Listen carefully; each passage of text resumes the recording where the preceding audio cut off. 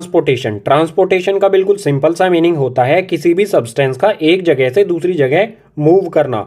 यही इसकी डेफिनेशन हो जाएगी। आगे आते हैं, ट्रांसपोर्टेशन इन ह्यूमंस। ह्यूमंस में सब्सटेंसेस का ट्रांसपोर्टेशन किस तरह से होता है ये समझ लेते हैं।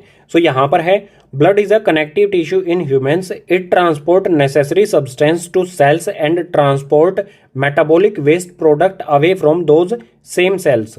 ह्यूमंस में ब्लड एक कनेक्टिव टिश्यू होता है जो सभी नेसेसरी यानी कि ज़रूरत के सब्सटेंसेस को सेल्स तक पहुंचाता है, और इसके साथ ही जो सेल्स में मेटाबॉलिक वेस्ट होता है, जो सेल्स में वेस्ट प्रोडक्ट होता है, उसको भी ये उन सेल्स से बाहर निकालता है। यानी हम सिंपली कह सकते हैं ह्यूमंस में ट्रांसपोर्टेशन का काम करता है ब्लड। इसमें आगे दिया है the main component of blood. Blood के मेन कंपोनेंट क्या क्या होते हैं, सो यहाँ पर दिए गए हैं हमें। इसमें सबसे पहले है प्लाज्मा, उसके बाद RBC यानी कि रेड ब्लड सेल्स, उसके बाद platelets and then white blood cells जिसे WBC भी कह सकते हैं। सो इन चारों ब्लड कंपोनेंट के बारे में पढ़ लेते हैं। सबसे पहले देखते हैं प्लाज्मा के बारे में। इसमें हमें दिया है it is yellow colour fluid, it transport food, CO2, waste product etcetera. Plasma जो कि ब्लड का एक कंपोनेंट होता है, ये एक येलो कलर का फ्लूइड होता है। ये फूड को ट्रांसपोर्ट करता है, CO2 यानी कार्बन डाइऑक्साइड को ट्रांसपोर्ट करता है। इसके अलावा ये वेस्ट प्रोडक्ट्स को भी ट्रांसपोर्ट करता है, एक जगह से दूसरी जगह इन तीनों चीजों को ये पहुंचाता है। आगे है रेड ब्लड सेल्स, इसको हम कह सकते हैं RBC यानी कि रेड ब्लड सेल्स। ये क्या करते हैं, it contain haemoglobin which transport oxygen. जो रेड ब्लड सेल्स यानी RBC हैं, इनमें होता है हेमोग्लोबिन, और हेमोग्लोबिन ट्रांसपोर्ट करता है ऑक्सीजन को। नेक्स्ट है प्लेटलेट्स। प्लेटलेट्स क्या करते हैं, these help in blood clotting. Platelets का काम होता है ब्लड को क्लोट करना यानी कि जमा देना। जब हमें कहीं पर चोट लग जाती है, कहीं पर हमारी बॉडी में कट लग जाता है, तो ब्लड वहां से फ्लो, ब्लड लूज ना हो सके हमारी बॉडी से, इसलिए वहां पर ब्लड क्लोट हो जाता है। और ये काम किसका होता है, प्लेटलेट्स का। प्लेटलेट्स ब्लड को क्लोट कर देती हैं यानी जमा देती हैं, क्योंकि बॉडी से अगर ब्लड लूज हो गया तो वो सीरियस कंडीशन हो सकती है किसी भी ह्यूमन के लिए।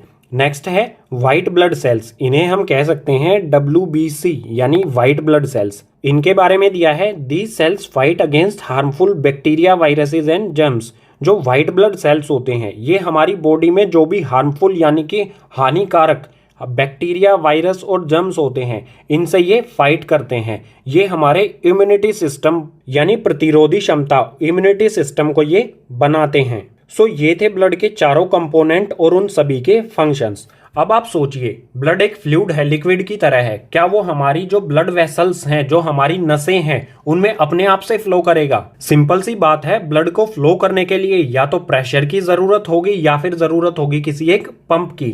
सो यहाँ पर दिया है the heart pumps the blood through the blood vessels. Humans में हार्ट ब्लड को पंप करता है हमारी ब्लड वेसल्स में। अब हार्ट के बारे में गाइस पढ़ लेते हैं, नेक्स्ट पेज पर बिल्कुल डिटेल में समझेंगे। सो हार्ट के बारे में समझ लेते हैं। यहाँ पर हार्ट का डायग्राम भी लिया है हमने बुक में से ही, इसको भी समझेंगे, डायग्राम से भी समझेंगे, पहले पढ़ लेते हैं। सो यहाँ पर दिया है heart is a muscular organ, it have two sides separated by muscular wall, it have 4 chambers, left atrium, right atrium, left ventricle and right ventricle. Heart हमारी बॉडी में एक मस्कुलर ऑर्गन होता है, इसकी 2 साइड्स होती हैं जो मस्कुलर वॉल से सेपरेट होती हैं। डायग्राम से समझते हैं, ये वाली साइड है लेफ्ट साइड और ये वाली साइड है राइट साइड। 2 साइड हो गई, लेफ्ट साइड, राइट साइड। इन दोनों को सेपरेट किया जाता है एक मस्कुलर वॉल से। ये वाली जो वॉल है ये सेपरेट करती है इन दोनों साइड्स को, इन्हें डिवाइडिंग वॉल भी कहा जाता है। इसके अलावा हार्ट के 4 चैम्बर्स भी होते हैं, left atrium, right atrium, left ventricle और राइट वेंट्रिकल। डायग्राम से समझ लेते हैं, ये वाली साइड है राइट साइड। राइट साइड में अपर पार्ट जो है ये है राइट एट्रियम, और जो लोअर पार्ट है ये वाला चैम्बर है ये है राइट वेंट्रिकल।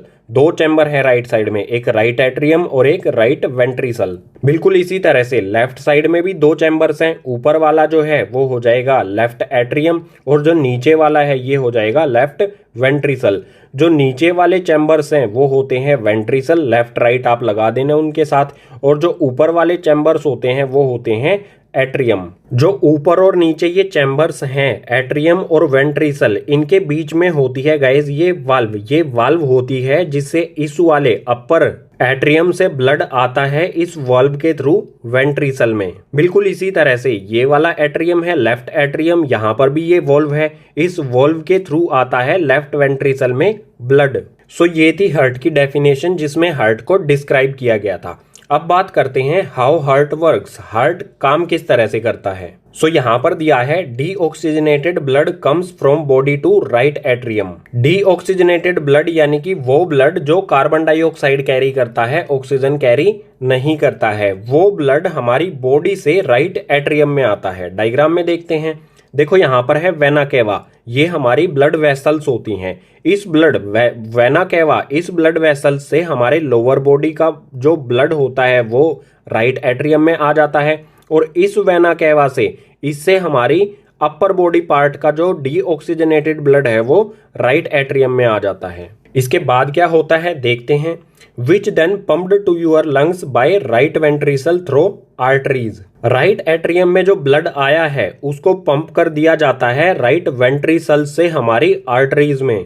राइट एट्रियम में जो ब्लड आया था वो इस वाल्व के थ्रू राइट वेंट्रिकल में आएगा। जब हार्ट नीचे से एक्सपेंड करेगा, जब ये फैलेगा तो इस यहाँ पर जो ब्लड है वो इस वाल्व के थ्रू यहाँ पर आ जाएगा। उसके बाद हार्ट फिर से क्या करेगा, कॉन्ट्रैक्शन करेगा, नीचे से सिकुड़ेगा। सिकुड़ने पर ये वाल्व जो है ये बंद हो जाती है। जो यहाँ पर ब्लड होता है वो पंप कर दिया जाता है बाद में जो आर्टरीज होती हैं। यहाँ पर जो ब्लड होता है वो पंप कर दिया जाता है लंग्स को, हमारी लंग्स के पास उसे पहुंचा दिया जाता है इस पाथ से, हमारी आर्टरीज के थ्रू। सो राइट वेंट्रिकल ने ब्लड को पंप कर दिया लंग्स यानी कि फेफड़ों के पास। अब क्या होगा, where it drop carbon dioxide and carry oxygen. Lungs में ब्लड जाएगा, वहां पर गैसेस का एक्सचेंज कर देगा, कार्बन डाइऑक्साइड को लंग्स में ड्रॉप कर देगा और वहां से कैरी कर लेगा ऑक्सीजन। जो डीऑक्सीजनेटेड ब्लड था अब वो हो गया ऑक्सीजनेटेड ब्लड, क्योंकि उसने ऑक्सीजन को कैरी कर लिया और कार्बन डाइऑक्साइड को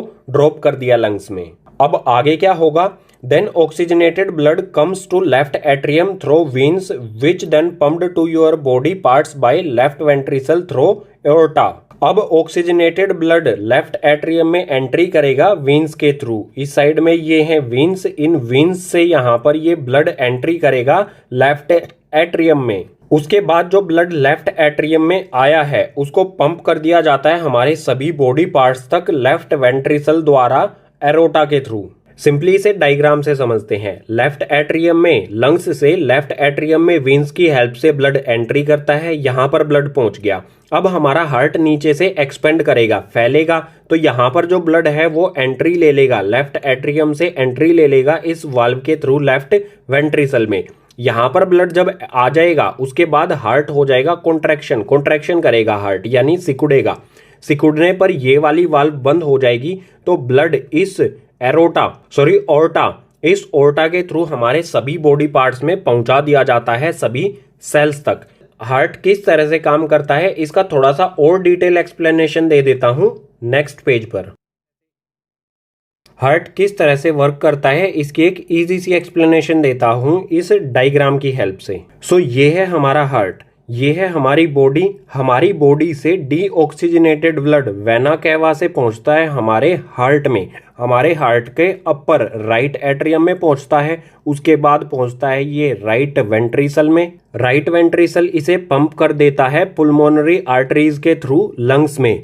लंग्स में ये ब्लड जाके कार्बन डाइऑक्साइड ड्रॉप कर देता है, ऑक्सीजन कैरी कर लेता है। उसके बाद ऑक्सीजनेटेड ब्लड आता है हमारे इस हार्ट के इस अपर पार्ट में, लेफ्ट वाले अपर पार्ट में जो है लेफ्ट एट्रियम में आता है। उसके बाद आता है लेफ्ट वेंट्रिकल में। लेफ्ट वेंट्रिकल में आने के बाद लेफ्ट वेंट्रिकल इसे पंप कर देता है हमारे दोबारा से बॉडी सेल्स में एओर्टा के थ्रू। उसके बाद फिर से यही प्रोसेस होता है, हमारी बॉडी ऑक्सीजन को कंज्यूम करती है, कार्बन डाइऑक्साइड प्रोड्यूस करती है। फिर से कार्बन डाइऑक्साइड ब्लड यानी कि डीऑक्सीजनेटेड ब्लड वेना केवा के थ्रू हार्ट में जाता है।